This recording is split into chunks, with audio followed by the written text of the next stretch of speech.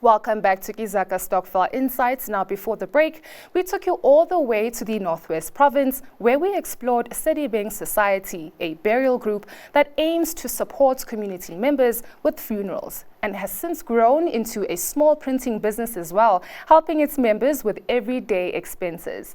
We have our resident guest expert, Thabiso Masurubele, who joins us to share his outlook on how they can manage that balance between their business venture and burial society obligations. Thabiso, thank you very much for joining us once more. I feel like we keep coming across these types of stokvels that are really ready to take that next step. But is it really an easy answer of yes, they can manage these two ventures and entities? What are the complexities that comes with that? Thanks for having me, Nonto. I think it looks easy from the onset. You know, when you're sitting outside and you're looking in and you're seeing all the wonderful results, everything looks easy. But it's about the work and the discipline. So one of the things that's great about this particular group is that they've actually set in motion things that they were talking about. So it wasn't just talking about something, they actually went out and did it. And they really think about the things that they want to achieve and the challenges that they have. So one must give them credit for the steps that they've taken to achieve the things that they have. So looking at where they are, I think what's glaring is the fact that they've got, on the one hand, they started as a burial society, creating, dignified send-offs for loved ones and so on. And then they realized, as many stokvels do, that you need to do things that will help you generate income.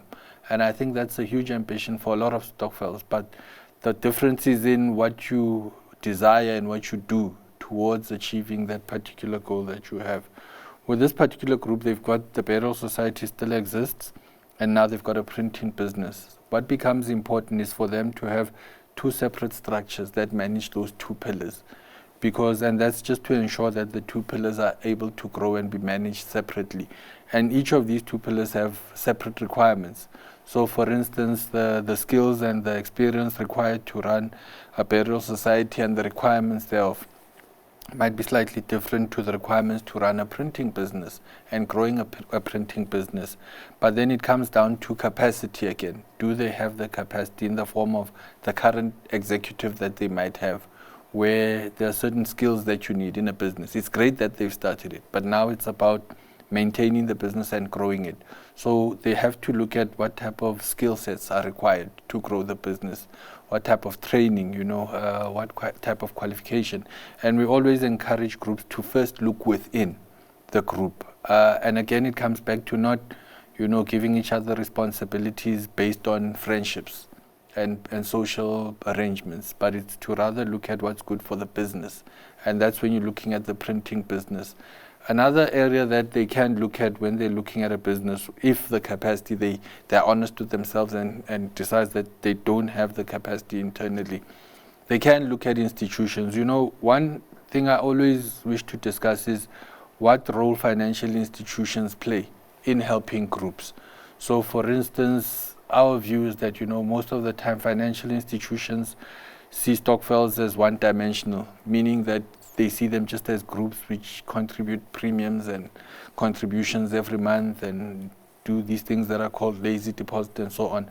But there's actually much more to stokvels. I mean, here's another dynamic where a stokvel, more than joining fees and contributions, they've started a business. So stokvels don't only enter a bank at the point of teller and deposit or ATM and deposit. They can speak to a business banker who will then guide them. So one of the areas that we always try to encourage is for groups to walk in to a bank and also engage with people who help businesses. For instance, with business banking, they need someone, and there are services that are provided by banks where they can guide them in that direction. We also do quite a bit of work with this particular group in Potchefstroom. The work that we do, we currently, engaging with them on issues of the burial society, for instance, making sure that they've got underwriters, and the underwriter does cover them. If they've got many claims, those claims can be covered and all those types of things. So it's very important for them, again, to have these separate leadership structures, each taking care of the different pillars that they have, one for the burial society and one for the printing business that they've started. it's almost as if it's a natural assumption for burial groups to start a business within the catering events, in the catering side of things. But printing, can you please just share the foundational principles of this? Because I'm sure someone is watching and they would be like, what does it take to start a printing business? Sure. I think with printing, one of the biggest things that you look at in starting are assets, printing assets. Because printing has to do with, you know, printing. You've got to print, whether it's T-shirts, whether it's application forms, whether it's billboards, whether it's posters. So there's one investment that you have to make, and that's the actual equipment to print. And then obviously it's the maintenance of that equipment. Now, depending on where you are in the printing business, some of them, you know, you get these bigger machines. That's once you start getting like big contracts with corporates and so on. But where they've started, I think they're printing T-shirts and so on. So for them, you know, it's great that they've started that thing. So they should look at, is it worthwhile to buy the asset or to lease the asset? So sometimes there's an option to lease an asset as opposed to buying it. And there are pros and cons with that. So in particular with the printing business, for instance, if you lease that particular product, you know, when it breaks down, you know that that's not your problem. It's a phone call away to get the repair done and so on.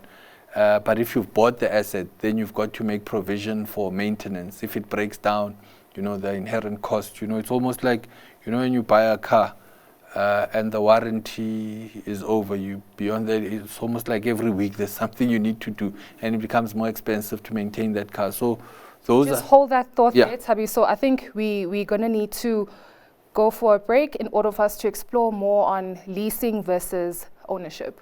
So please stay tuned. We'll be back with more on KeZaka Stokvel Insights.